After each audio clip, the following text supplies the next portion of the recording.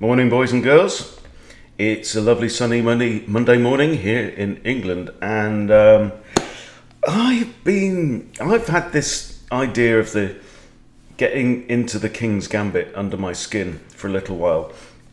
I'm just going to pull up chess.com Explorer and have a look at my own history here. I need to log in first.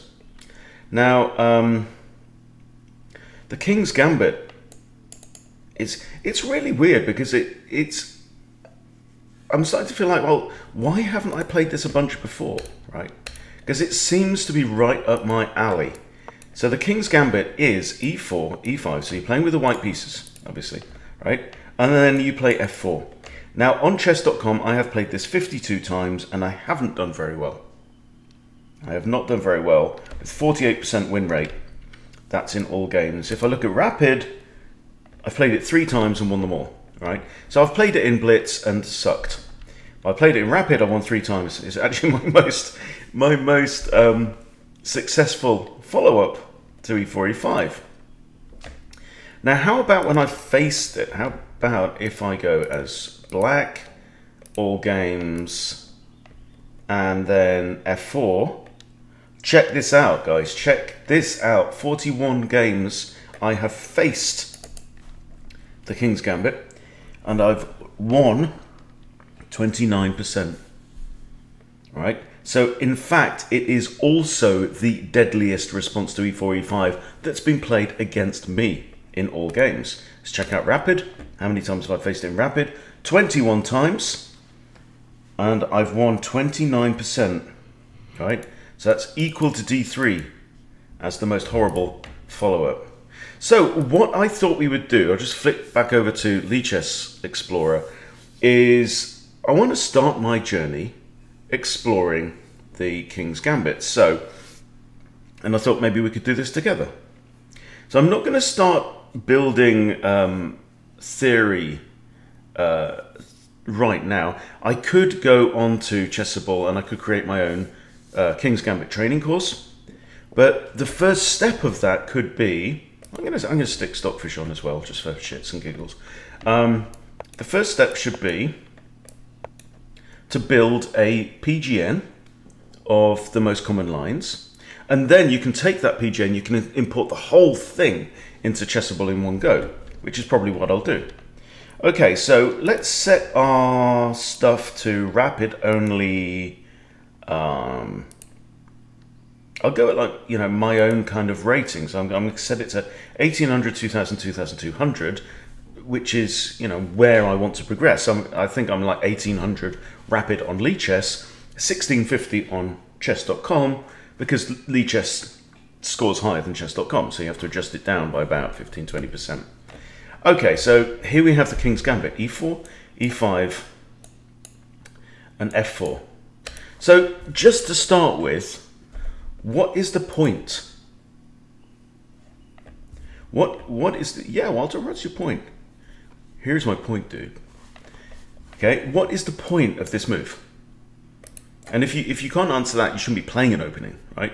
The point of this move is we want black to take on here, and we want to play d4 and occupy the whole center. Okay?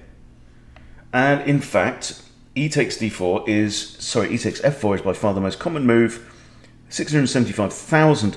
I wish it would give you the percentage breakdown of these as well, rather than just raw numbers. Oh, it does, look. Hey, you hover over it. Wow, well done, Lichess.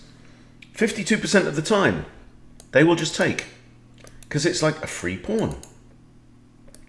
And you can look into the background of the King's Gambit and stuff. Like, it's one of the oldest known openings in chess. It's one of the oldest recorded openings in chess. It was super popular during the Romantic period. So if you go back to the 18th, 19th century, people love playing this because you get into all kinds of trouble. And that kind of appeals to me. Also, you should know that I'm not averse to a bit of f4 action myself.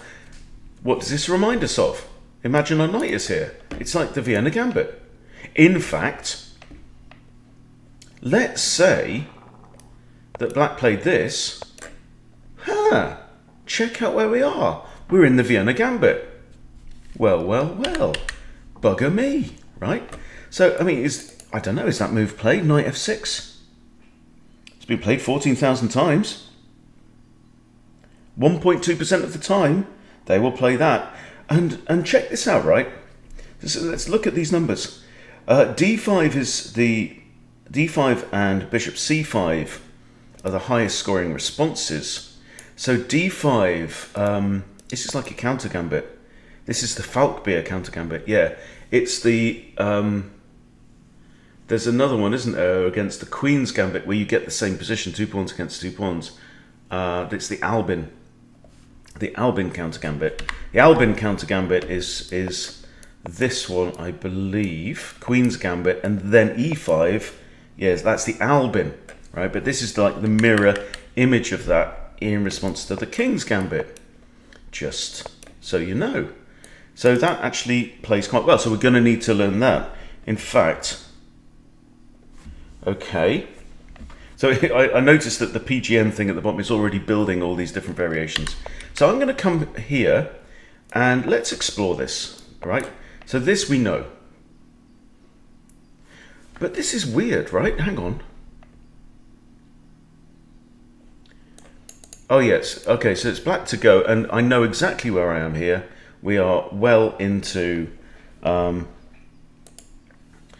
Gambit territory. Now you can't add your own annotations on Lichess.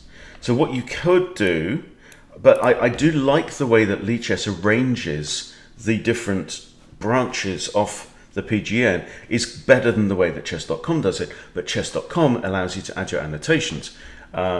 So what I like to do is I like to start building my PGN in Lichess, then copy it, paste it into chess.com analysis board, then go through it all again, add my notes, and then grab it again and paste it into Chessable. Sounds complicated, but it's not.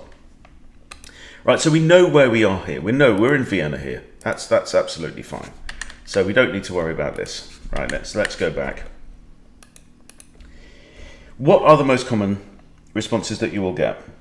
So I would say you probably need to prepare, if you're an intermediate player, you probably need to prepare against anything that you're likely to see 5% of the time or more. So what does that give us? Right, so this one we know is 52%, 13, 12, 11, and then down to 4. So I would say maybe down to bishop c5, maybe down to there. But the most common by far is this. Now, I have watched a couple of videos already on this opening. The chess website, Kevin from the chesswebsite.com, he does good videos on a lot of openings.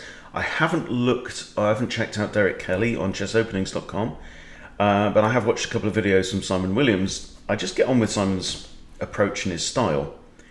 He doesn't talk quite as much as Ben Feingold, who annoys me, quite honestly. But then, you're not a grandmaster. Okay, so the most natural move here, and the move that we see by far the most often, actually, here from White, with 88.6%, is knight f3. Now, I'm not going to play that move. Knight f3 makes total sense. Why? We've moved Freddy. If you've followed my Vienna Gambit stuff, anytime you move Freddy out the way and the e-pawn has moved on black side, what is on? Aha! Queen h4 check. All right? Now, there's a pawn here, so we're not worried about our pawn here. That's not an issue, right? So now, see, knight f3 prevents queen h4 check. That's the idea, and that's why it's very, very common. But it's not the most highest scoring move from White's perspective. And again, just to remind you, we're in the 1800 to 2200 in rapid, okay? That's what I'm interested in.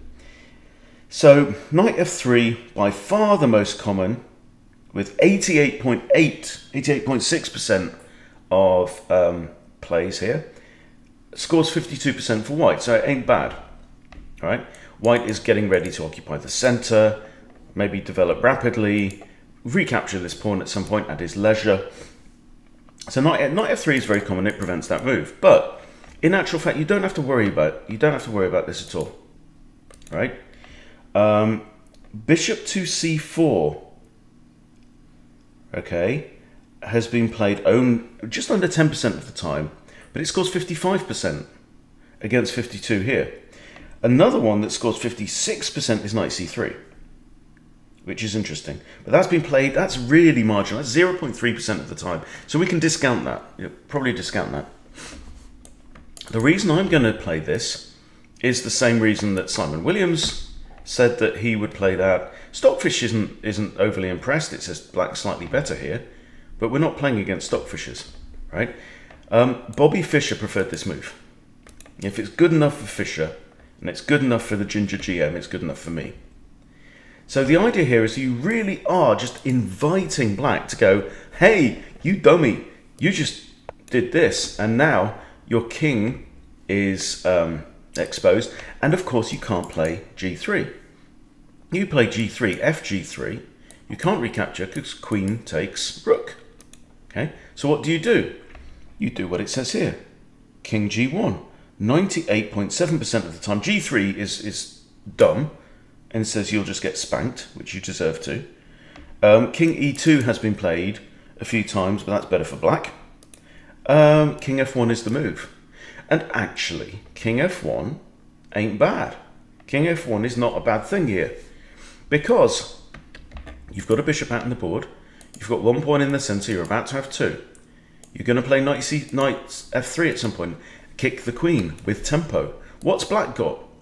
Bugger all. Black's got an awkward pawn and a stupid queen out on the edge of the board. So let's see how it goes from here. The most common move, bishop c5. Oh, I see you threaten checkmate in 1, do you? Right? That's nothing at all. Look, d4 here, supported by the queen, comes with tempo, bugger off bishop, off you go, goes back to b6, and from here we are winning 61% of the time. Very simple. We always play knight f3 here, according to the machine, according to the database, and here it has a tiniest edge for white. The queen's going to have to move, and the queen, in fact, there is f6, e7, and g4, and they all score kind of similar. So that's something that I would need to think through. But by this point, really, we're on move 6, we're into playing chess, and I think we're doing all right. And in fact, white, again, is winning 60% of the time with all those most common moves. Slightly better, queen h5 is more balanced, queen h6 is more balanced, and queen all the way back to d8, which is kind of feels unnatural. That again is more balanced, but still all of these white has a slight edge, right? But with the 3 most common at 29%, 28%, 22%, that is what, 72 something percent of the time, 73%. So 3/4 of the time, you're going to have a 60+% chance of winning the game. So that's excellent. So I'm happy with that. So I'll go back to here now. We're not looking at that one. We're still looking at takes. Bishop out here. Now, do we need to concern ourselves with other options? Yes, we need to concern ourselves with d6. So let's look at d6. All right, d6 now. Knight to f3 is the most common. Again, it's very natural. You're defending against this move, but what have we learned? We've learned we aren't scared of queen h4 check. We're not bothered about that. d4 here is played, wait for it, 32% of the time, and scores a 60% win rate. Queen f3 scores 66%, but the numbers on that are very low. There's only 58 games played on this, so queen f3, you're blocking in your knight square. I would keep things simple here and go for d4. And like we see, white is winning 60% against 36% for this. You've got a huge center. You're already looking at that pawn. Your knight can come here at any time. Now again, queen h4 check is quite often played, and that's probably black's best option here. g5 is quite often played, trying to hold on to this pawn. Right? g5, 58% win rate, and all the other stuff is just not great. Black is down around a 30% win rate from here. Right? So let's see, queen here. Again, we play king f1. And we're okay. And then it's saying, what, bishop g4? Bishop g4 is common. And we play knight f3. And we're all kind of okay. So I'm happy with that. And for me, where I am, this kind of depth of preparation is more than enough. Absolutely fine with that. Okay, so here, if the queen doesn't come out, so again, we've been looking at the d6 line. Right, we're not playing knight f3, we're going to play d4, we know this. And what else are we going to find? So g5. g5 is the most common move with 34%. So quite often you will see this move, and it has white bang even here from a computer point of view. And I think I remember seeing this where Simon Williams said, anytime your opponent plays g5, you hit them with h4. And we've actually got 65 against 31 here. Anytime they play this, h4. Right? And it's saying here bishop g7. Hang on. Bishop g7 is the most common. We've got h takes, we've got knight c3. This is looking all good. This is looking all fine for me. I'm quite happy with this. Queen h5 is an idea. Scores slightly better, but here we're getting into the weeds a little bit. We don't need to go much deeper than that. Okay, so we are going from here. We're looking at this, and we've looked at g5, which we meet with that. We've looked at queen h4, which we know what to do. The only other real one is knight f6. So knight f6, what do we do? Ooh, knight f6, the computer slightly favors us. And it says the most common move, and probably the best move, is knight c3. Defending this pawn from the knight. Happy days. We're still attacking this. If we get the bishop out and queen out, we can castle queenside. All we need to do is play knight f3 and we can castle kingside. And Vienna Gambit players will be quite familiar with this and having the, you know, the clear f-file, all that kind of stuff. And from here, we're winning 63% of the time. So this is fine. That's all we need to know, right? The point of this is we get into playing chess. Okay, what else can black do from here? Is there anything else we need to concern ourselves about? Yeah, instant knight f6. Okay, obviously attacking the pawn. And here it says knight c3 is very, very popular and scores 54-42. Queen f3 is kind of funky and does quite well, but it's very marginal, 0.4. Anything less than 1%, you know, the point is you can't really trust the numbers. That isn't a statistically relevant 61%. In previous life, I was involved in conversion rate optimization with like online marketing and stuff like that. I actually wrote a book on it called Convert, came out in 2011. And when you do tests, you're looking for statistical relevance. And generally what you need is you need, as a rule of thumb, you'll need about 100. So in fact, let me show you. Okay, so here I'm actually running a test right now for a client.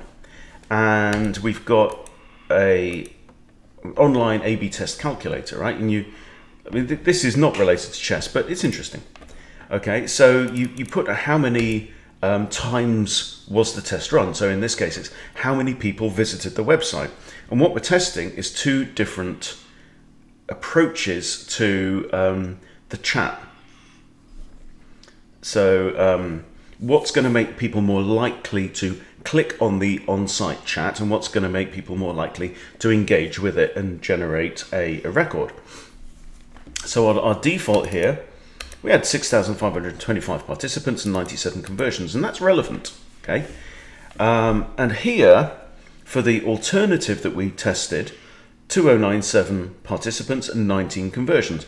And what this tells us, you don't have to be able to do the maths on this, it tells us that actually this is the likely distribution or possible distribution with the starting metrics for variation A, which is the default, and this is the likely one for variation B. So it's saying, is there a chance that variation B could beat variation A? Well, there's a 1% chance, because it's the real average conversion rate, success rate, is going to fall somewhere in this bell curve for variation B, and the real one is going to fall somewhere in this bell curve for variation A, and the likelihood that variation B beats variation A is very, very small indeed. Okay, but here, look, you see we're looking at 97 results there. Now, if I put that down to 4, it says it's just not enough data, right? If I put it to 6, it's a clear win, you know, and if I do 25, there's only an 85%, so you can see the difference there. So smart people have done all the maths on this for you. You don't have to worry about that. So here, it says that Queen F3 has a 61% conversion rate. So, so in fact, we could actually take these data and put them into that tool that I just showed you. So let's do this just for a laugh, right? So we'll do variation A at 4412. And okay, we might have to do some, okay. So 4412 here. And how many successes? 54% of 4412. So let me open a calculator. Bear with me on this. This is all fun, okay? So 4412 times 0.54. That's not right.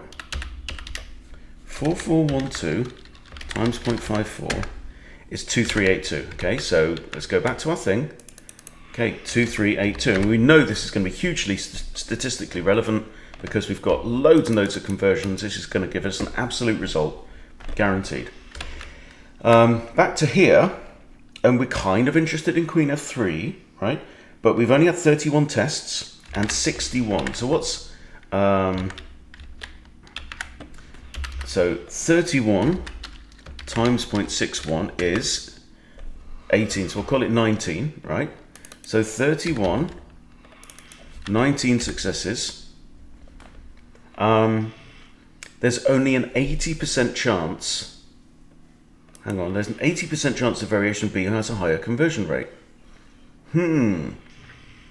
So based on these numbers, it's saying variation B is likely to be the better one. That's really interesting, because normally I was going to say that we normally look for about 100 results to have confidence. So here it's saying there's a 4 in 5 chance actually that Queen F3 is the better move. But it does look kind of weird to me. And in the real world, Knight C3 scores well. I mean, that's the thing. Do we want to do something as weird looking as that? Bringing out the queen so early? It seems unprincipled. We could explore it. We could definitely explore it. But it's interesting. I've never used statistical analysis in this way. Okay. So, okay, let's the problem is, if you play this move, then from this point, you're down in very small numbers. So it's saying Knight C6 is by far the most popular. Also, Bishop C5 could be played. And with Knight C6, it's 50-50, right? So you're kind of banking on, hang on, Knight C6, it's saying 70-30 here. But when you play the move, suddenly it's 50-50 from this position. So that kind of looks a bit weird, right? So I'm thinking Queen F3, I'm going to delete that variation, right? I'm going to go with what looks more principled to me in Knight C3, okay? So it's just an idea. C6 now from black is very good. C6 scores really well. Everything else is better for white. So, but if black doesn't know to play C6, then you're probably in. You're probably okay. If black plays C6, then Queen E2 looks interesting here with 53%. It's the only one over 50%, so I'd probably go with that. Very, very interesting. But then if black plays D5, but then again, look, we're down in double figures now. This is only 15 games played, and it's 5-10, so you don't really have enough numbers to go off it. Anyway, so I thought that was interesting. So I'm going to carry on doing this. You don't need to follow me on all this path, right? But yeah. So I don't think we'll. So maybe okay. Hang on. Let me think on this. I'm going to delete that idea. And what were we looking at? Hang on. So we weren't looking at, or were we? I can't remember now. I'll go over it all again. I'm going to go over it again. I'm going to import it into chess.com. I'm going to go over it again in chess.com. I will then make my own Chessable course. And then once we've done that, I'll come back and we'll start working through the King's Gambit step by step. Because it does look like a lot of fun.